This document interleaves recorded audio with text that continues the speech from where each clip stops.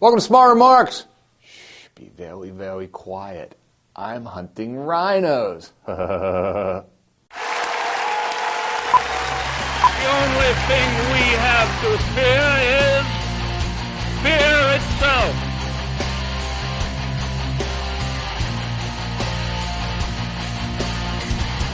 So over the past couple days, we've heard plenty of outrage over how Pennsylvania Senator Arlen Specter is flipping from the Republicans to the Democrats.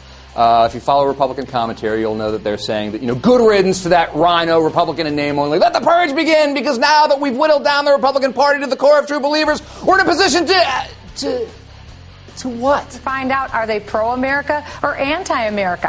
While the wingers celebrate the purification of their party, just what do they think they're achieving here? Does this lend them credibility, afford them an opportunity to build coalitions and win elections?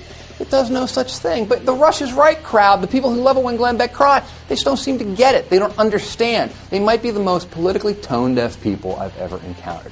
I'm sorry. Here, their party has been spanked in 2 consecutive national elections. Now, there was a time, just 5 years ago, we were talking about a permanent Republican majority. Back then, Pennsylvania had 0 Democratic senators. Both were Republican. Democrats seemed to be on the ropes, but everything has changed. Now, Pennsylvania has 2 Democratic senators. President Obama celebrates 100 days in office with a 68% approval rating.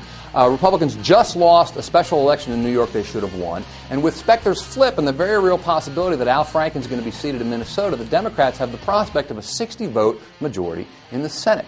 Hello, I'm Stuart Smalley. The Republicans have collapsed as fast as the economy, and of course, there's a connection.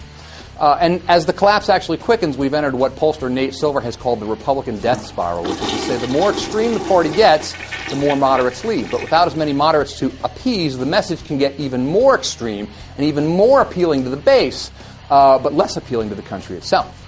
And then the process loops back in on itself. That's exactly what we're seeing now. And while it couldn't happen to a nicer group of people, there's an inherent problem here. For a democracy to function adequately, you need a credible opposition party, and we don't have that now. There's going to come a time when Obama and Obamism and the Democratic hegemony might need to be opposed. But for that to happen, there needs to be a legitimate alternative ideas to act as a counterweight.